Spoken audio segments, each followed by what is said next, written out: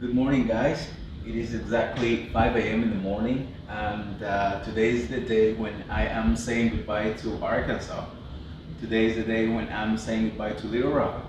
Here's my studio that I built for the channel. There's my room, door to my room.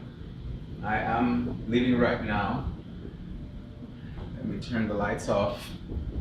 As many of you know, I was fired in this job after 7 months of working here.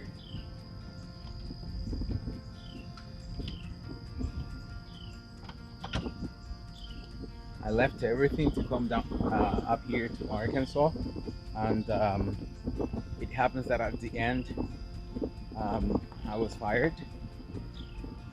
Here's my car. I already packed everything.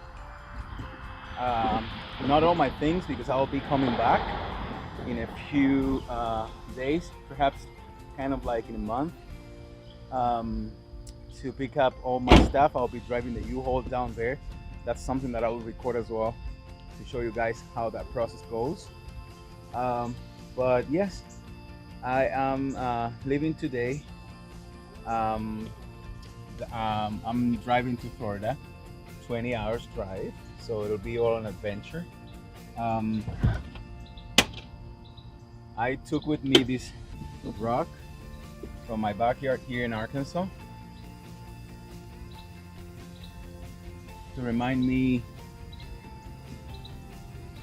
the months that I was here, and everything that I'll be sharing with you in this video, and how I am battling right now the ghost.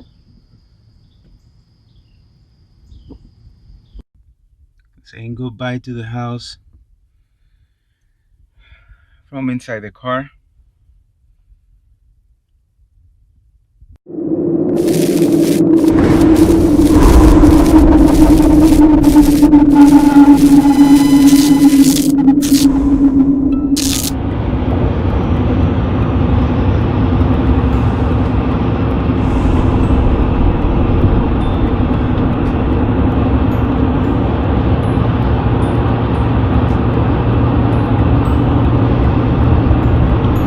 Guys, as I enjoy the sunrise right now, I was thinking, was it a mistake for me to come to Little Rock, to come to Arkansas? It seems like I'm going back to Florida, where I came from, and I can avoid this feeling of, feeling that it was a mistake, perhaps. But there were many things that I learned in these 8 months here in Arkansas. There are many things that life and God taught me. I'll be sharing with you about that, and at the end of this video I would like for you all to tell me, what do you think? If you think that coming here was a mistake or not. I would love for you guys to comment in the comment section down below. I won't get upset with any of you that may say that yes, you think it was a mistake. At the end, that's the way we learn in life. We learn through trial and error. We learn making our own mistakes. So at the end, even though if it was a mistake, something good that I'm taking out of it is the many things that I learned. I'll be sharing with you throughout the video everything that I learned in this journey of 8 months. But still, I want you guys to be honest and tell me, you know what, Andrea, yes, it seems like it was a mistake for you to leave Arkansas, to leave Florida, or maybe not. Maybe it was not a mistake. Maybe I was meant to be here for these 8 months. Just keep that in mind, guys, and whenever throughout the video you think like you have the answer, you can just stop the video for a second and leave me a comment about that. In order for you to write a fair comment down there, I would say, so that you can write a comment that is accurate about my situation and what you think, I think it's fair to for me to tell you the things that I learned, the lessons that I learned in these 8 months in Arkansas. And also I think I should tell you the good things that happened to me also in these months, because not everything was bad. And I want you to take that into consideration when you're going to write down your comment. The first thing that I learned in these 8 months is that I really need to get into a saving mode. And when I say this, I mean that every time that I have a few hundreds in my account, or I would say few thousand dollars in my account, I get into spending mode. I already feel like I own the world, and I can spend as much money as I want. It's like consumism is so bad in my mind. I don't know how this got to me, because I come from a country where you cannot be buying that much. But in only 4.5 years in America, I've got into this custom of spending money in things that I don't really need. It's not like super bad. It's not like I'm spending money every day. It's not like I'm buying from Amazon or Target or buying online things every single day. But I found myself spending money unnecessarily. I found myself spending money, unnecessary money. I learned here in Arkansas that I really need to focus on saving money. It doesn't matter how much money I have. In America, having $20,000 in your bank account doesn't mean that you can spend crazy. You need to be wise. I mean, in this case, I need to be wise with my financial situation. I need to start understanding that I may have some savings. Still, I need to cut my spendings. I need to have a strategy where I can continue to increase my savings. Because the case is that all of a sudden I find myself in this situation where I have almost no money. I have no money to pay my normal bills. I have no money to pay my needs, the things that are, monthly payments, because I spent the money here and there. I learned that $20 here, $5 there, $50 there, $100 there, everything adds up. So Arkansas brought me to this point, to this situation where I think that I finally understood, because I knew this in theory before, but I think this time I really put this into my mind. I think I really internalized this. It doesn't matter how much I have, I need to continue to save, and I need to continue to cut my expenses.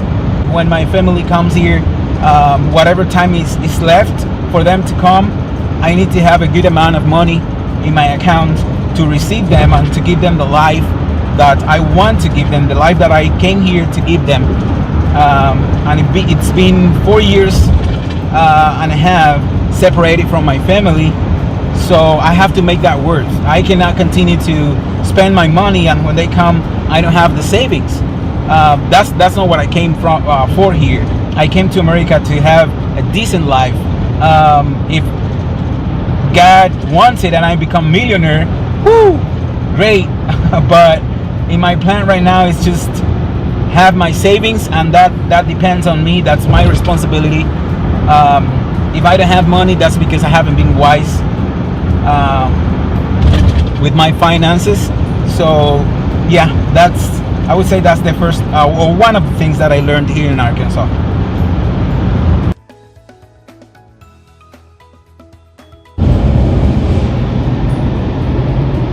In this video, I also wanted to share a few facts about the channel that you may not know. Some facts that I really find interesting, and I figured out that I would share them with you. The first fact that I would like to share with you is that, well, I am super happy that We are already over 1,300 subscribers, so that makes me really, really, really happy. Thank you to all of you that have subscribed lately. Thank you for those that are with me since the beginning. I have to be honest and say this has been way faster than I thought, so I am super thankful. I am super happy, and I just wanted to say that I appreciate each one of you. Another good thing that I learned here in Arkansas is that I think I finally, same thing, in theory I knew it, but I think I already came to the point when I integrated this to my life. Only time can say when someone is going to be a real good friend. I am too naive in this sense. I would say to a point, to a certain grade, I would say stupid, where I give my trust and I give everything I am. I open up to people too fast, just because they gave certain signs that they were good friends. I don't extend that test to a deeper level. I just decide to trust and open up. I've learned here in Arkansas that you need to wait, and only time can say if someone is a good friend of yours or not. You cannot say, oh, it seems so, they did this, they did that, those are good signs. Yeah, I open my heart, I give my everything, my trust, and then all of a sudden you find out that that person, it's something completely different to what you thought, to what you first saw in them. So that's another thing that I learned here in Arkansas. You need to let time pass before you decide, or before you say, okay, this person is my real friend, my close friend. Again, I knew it since long ago, but I was never able to integrate that to my life. I think now I came to the point when I said, time is gonna decide, not me or my feelings or what I think, what I feel. It's gonna be only time. It's gonna be tough for me because it goes a little bit against who I am and the way I've been all my life, but yeah, Arkansas taught me that you need to wait, Andriel. You need to be patient, and you need to, you know, give yourself the time, and you know, it's your right to wait. Even though people can show something very great at the beginning, just for the sake of your health, mental health, for the sake of your family, your stability, your everything, your emotional status, and everything, you need to wait and let time decide and show you who is who. And here I find myself again driving back alone with this feeling of, what have you done, Andriel? The ghost of failure is trying to make me feel that that's what I am, a failure. But yet, I stop and think and say, not everything was bad in these 8 months in Arkansas. I am driving again alone, it's true. Over 2,000 miles from Little Rock, Arkansas to Key Largo, Florida, and I'm grateful for the opportunity that I have to have a job so fast, and to have someone who's going to receive me, and someone who is helping me. I am blessed. I cannot complain. Still, I have to learn from my mistakes. Another good thing that happened to me here in Arkansas is knowing and finding amazing people. I cannot complain about the team that I met and the team that I had here when I worked in Fellowship Bible Church. The team that I had was amazing, and great people. So those are connections, and those are souls, people that are, related to you for the rest of your life, related to me in this case. And I don't regret that. So another thing that happened to me is getting to know amazing people, which I won't mention by name because I know I will forget someone, and I don't want to do that. I would not forgive myself if I forget someone, but they know who they are. They know who really connected with me and who really felt my spirit, my heart. Thank you guys. Thank you all of you for crossing my path. Thank you all for being part of my life here in Little Rock. And thank you for teaching me so many lessons in life. So yeah, that's another great thing about Arkansas. Another fact about the channel that doesn't really surprise me, but it makes me really happy, is that right now the percentage of male subscribers is even higher than the female subscribers. The channel started with 98% female subscribers and only 2% male subscribers, which was a little bit disappointing for me in terms of like, it made me think that men didn't want to subscribe, or men didn't care about, improving their lives, their mental health, improving their themselves as people, But right now, this has taken a change, a turn, and right now we are 50-something% of male subscribers, which is kind of like what I expected or what I wanted since the beginning, to have a balanced amount of male and female subscribers, so that the channel is balanced. So that's another fact. Another thing I learned here in Arkansas is that I finally need to start paying attention and listening to that inner voice that is telling me there's a red flag here, be careful with this, ask these questions, don't trust this, slow down, don't take this for granted, don't be so naive. Before I came here, I had all these red flags in my mind that my inner voice was telling me, and I just didn't want to pay attention once more in my life. It's not the first time that this happens to me. I was like, no, that's Andrea just being skeptical, that's me being negative. But I always had this voice telling me, be careful, red flags, something is not right. It has happened to me multiple times that I don't listen to this and I end up failing. So this is something else that I think, even though I knew it from before, now the time came when I incorporated this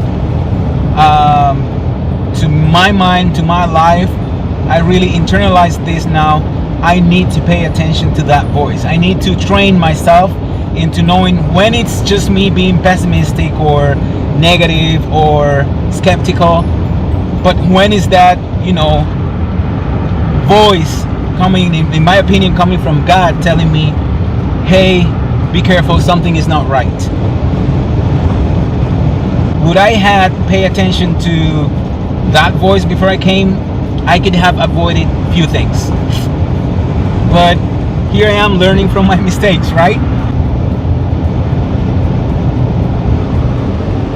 Another huge lesson that I learned here in Arkansas is that you should never value too much the title that men give you.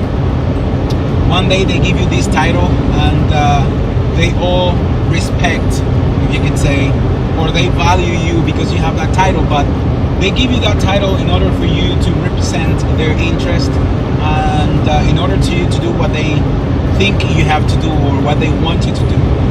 As long as you serve those purposes, as long as you serve those interests, you will have the title, you'll be respected.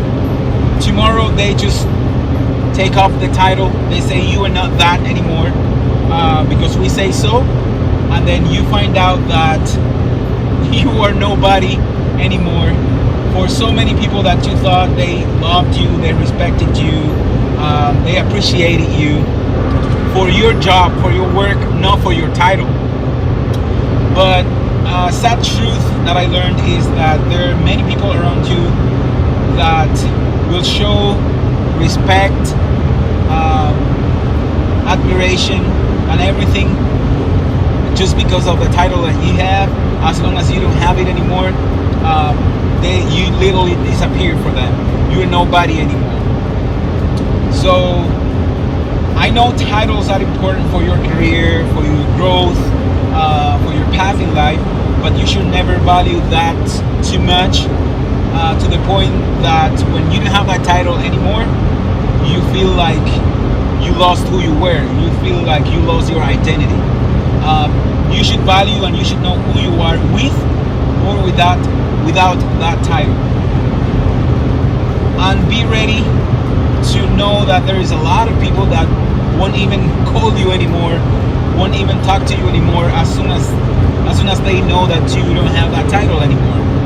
People that you thought that there was a connection, people that you thought that loved you because of who you were or because of who you are, because of what you did for them, because of the beautiful things that you lived together.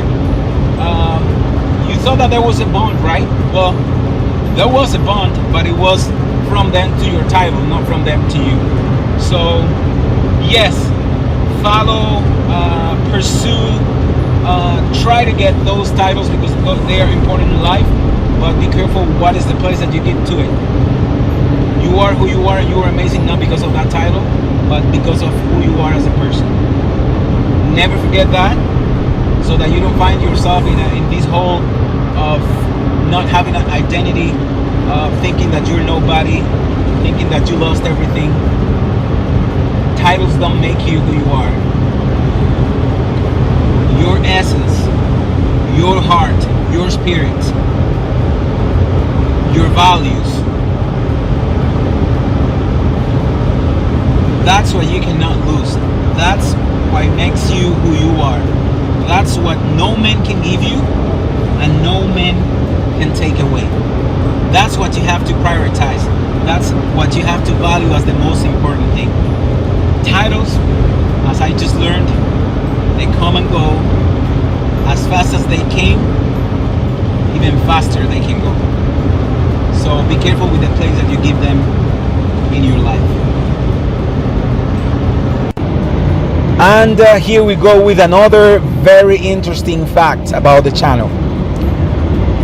The percentage of my hours, my viewed hours,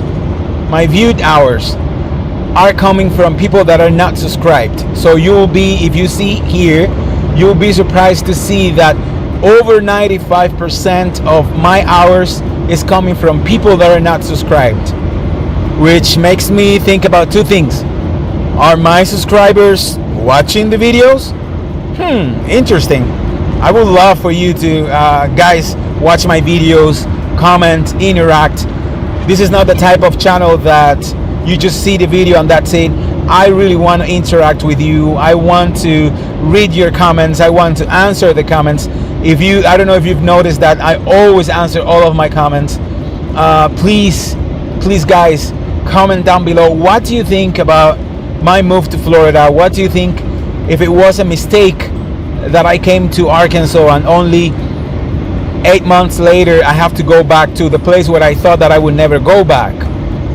Do you think that it was a good thing for me to be here in Arkansas for these 8 months according to the things and the facts that I'm telling you about these 8 months in Arkansas? Do you think still was a mistake? It was a failure in my life? Or do you think everything works for good, everything is for a good reason in life? I don't want to, sugarcoat it. If I made a mistake, I made a mistake. I want you guys to be honest with me and tell me what you think. The second thing that this makes me think is, if you are watching the channel, please don't leave the video without subscribing. I always try to bring new content every Monday.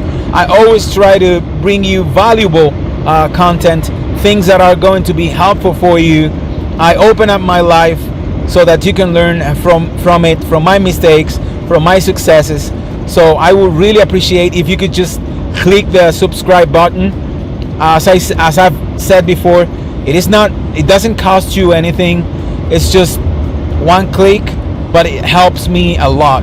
If you want to take the time, this is the moment to go to that red button right there.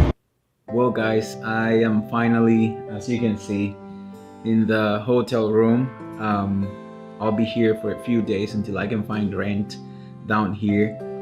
In future videos, I'll be more than happy to show you the property, the hotel, so that you can see what I am working right now.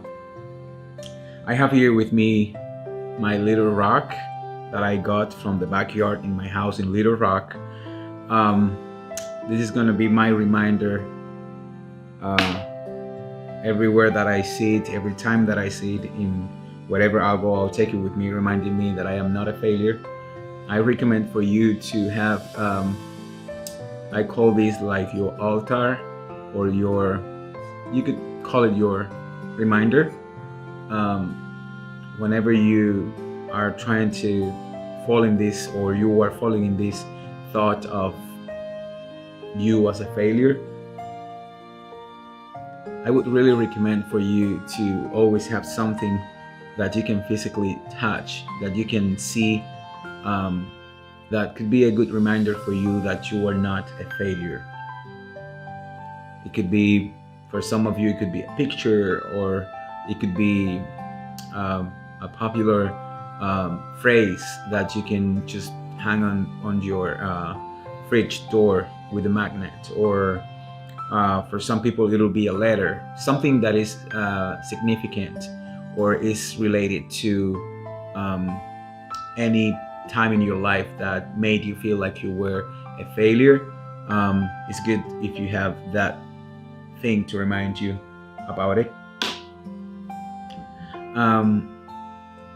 No matter what we do in life, no matter how much we try, no matter how much we study, or how much we prepare ourselves, how much we research, at the end we will always have times in our lives where, or when we will fail. And you know what, that's obviously, as you know, that's not a problem. The problem is not failure itself. I would say that the problem is more like the attitude that we have toward failure, or the approach that we take when we fail in life. So how do we cope with failure? How do we deal with it? I want to give you a few, I would say 5 tools, or you can call them coping skills, for you to deal with failure in an easier way. It's not like a magic formula. I always say this. You'll have to do your part. You'll have to study them. You'll have to put them into practice. But certainly they will make the process way easier. These 5 coping skills or techniques, reminders, you can call them however you want, are the best way to keep you in shape against a wrong approach toward failure, or a wrong attitude when you fail in life. And we could resume them in 5 words: embrace, avoid, plan, accept, and learn. Number 1, embrace the right perspective about failure. You need to start seeing failure as your best growth opportunity. You need to start seeing failure as your teacher that will show you how things don't work. And you may say, well, how is that useful for me to have a full list of the ways that something doesn't work? Well, look at it this way. Each one of those times that you tried it but it didn't work are just another step that is bringing you closer to find the way that something is going to work. The problem is that many times we just give up because we failed a few different times, and we think like we don't have the ability at the end to do whatever we want to do, or it's not meant for us, and we end up as a result giving up. And you want my opinion? Those times that you tried it and failed, that's not the real failure. The real failure is when you gave up, when you said, I cannot do this. That is the real failure. We could go forever and ever if we start mentioning those great people in history that now we admire and we all study, and we have to study at our schools, and they are like an inspiration for us. We are only seeing the beautiful part. We are only seeing their successes. We are only seeing and recognizing when they achieved something great in history. But you know what you should do? Research a little bit deeper and find how many times they failed before they were able to achieve success. Research how many times they had to start over, how many times they had to start from scratch. What we usually hear in history, what we study, what is documented is mostly, well, everything is documented, but what gets published the most, what people talk about the most, is when something was achieved that is like we could say like a landmark in history. But behind that, behind those curtains, there's a lot of tears, there's a lot of sweat, there is a lot of disappointment, there is a lot of failure, obviously, but at the end, there's also a lot of strength, there's also a lot of commitment, and there's this huge disposition of, I'll try it again, I'll start over. Second, avoid the general or popular thoughts about failure. Usually when we fail at something more than 2 times, 3, 4 times, you may have the biggest passion inside of you for this. People around you are going to find ways to discourage you. They are going to find ways to make you quit. They are going to find ways to make you admit that that's not your thing, that you're not good at it, that you should try something better, that you should try something different, that you shouldn't continue to waste your time on that. At the end, you are the only person that can say if that is not your thing. You know yourself, you know your heart, you know your passions, you know even your abilities, you know what you're capable of doing. If you know that you are in the wrong path, there's nothing wrong with changing and finding your inner call, what you really want to do. But if you know that you are in the right path, you just need to get better, well, continue to try. Don't give up. Because the general thought or the popular thought about someone that has failed at something multiple times is that you are not good at it.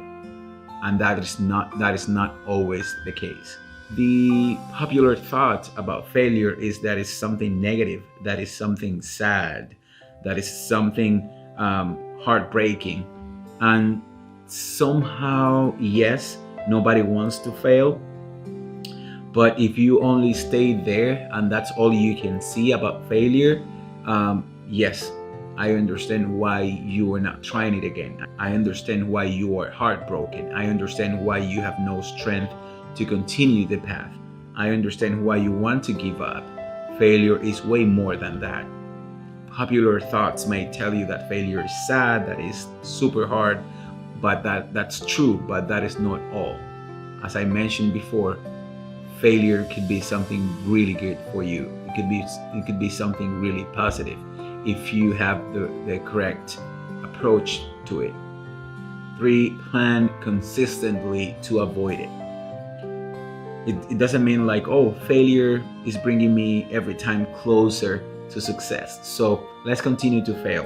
That's not what I'm trying to say. What I'm saying is, every time that you fail, you are going to see why. What can you do different now? How can you turn things around so that you have a better opportunity or a better chance, a better possibility of succeeding this time? You need to be organized at whatever you want to do. It's not like trying whatever comes to your mind, not having a plan, not having strategies, not analyzing what went wrong so that you can take a different path this time. researching. Obviously, that is not going to take you anywhere. You need to plan accordingly. You need to, biggest your dream, the more you need to research, the more you need to plan, the more you need to practice. 4 is accept only the exact amount of responsibility. Is your project a project of a group of people? Well, not everything is your fault then. Not everything is your responsibility. You need to understand what you did wrong. What is your part? What can you do according to your responsibility in that team so that you can bring the best results. But if you are taking all the responsibility for the failure, that is not going to help you. Even if you are working by yourself, if whatever you are trying to do is just a project of yourself, if you are the only one working on it, there's always other elements, other factors, external factors that are going to make an influence on whatever you are doing. And there's many times there's nothing you can do to control that. So it's not like I'm trying to say, okay, you have to, justify yourself and find excuses of why you failed. Oh, because this person, because this fact, because this attempted against my project. That's not what I'm saying, but at the same time, I'm trying to say, don't be so harsh on yourself, and try to understand that sometimes there are things that influence that influence on your project that you didn't plan on them, that they get out of your control. And that's something that you should consider and say, okay, I failed, but I did my best, but this worked against me, and this didn't help, and this other thing happened, and I wasn't expecting that. And you have some credit for that. And you have to understand, okay, I'll try it again, but it wasn't like I didn't do a good job. It's like things worked against it, and it's not all my responsibility. There were other factors as well. But also sometimes we are the other way around, trying to find someone to put the blame on. Many times we are trying to find someone who is at fault, anybody but ourselves. And that is obviously not a good way of accepting the exact amount of responsibility. You need to be honest to yourself. You need to be true to yourself and have the value and the maturity to say, okay, this is my responsibility. I failed. And then obviously move forward with your sight on the future to make things better next time. And 5, learn as much as you can from it. Every failure is going to teach you something valuable. Every failure is going to give you the key or part of the key of success. If you join all of your failures and you really study them, you will see that they are even giving you what is the key for success. The problem is that when we fail, we want to forget about it. We don't want to even think about that anymore. And if I'm telling you that you need to study your failure, you need to think about your failure. It's like suicide mission. Like, you don't want to do that. But the problem is when you put together all your failures and you really analyze them and you see what went wrong, they are all giving you like the perfect map, all the pieces of what to do so that you don't fail again. Don't be afraid of calling your mistakes. Don't be afraid of saying out loud what you did wrong. Don't be afraid of accepting your responsibility. Don't be afraid of recalling every step of the process and try to identify where exactly you did something wrong, because that is what is going to ensure that tomorrow you don't do that again, because you have it very present in your mind and you haven't forgotten about it.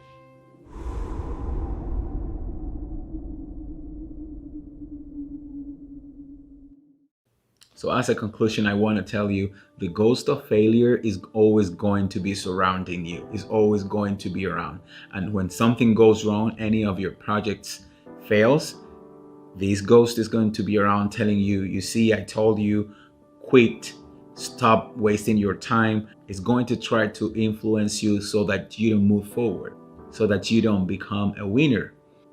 But remember, the key It's not that the ghost of failure is trying to convince you that you are nothing more than a lost cause.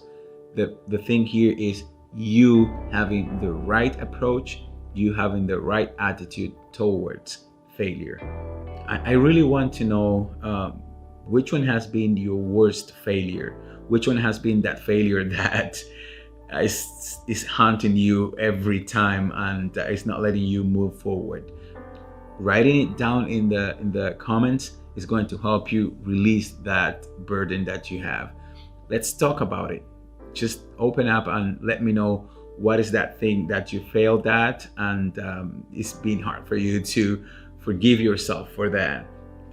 What is that failure that is still today making you disappointed at yourself?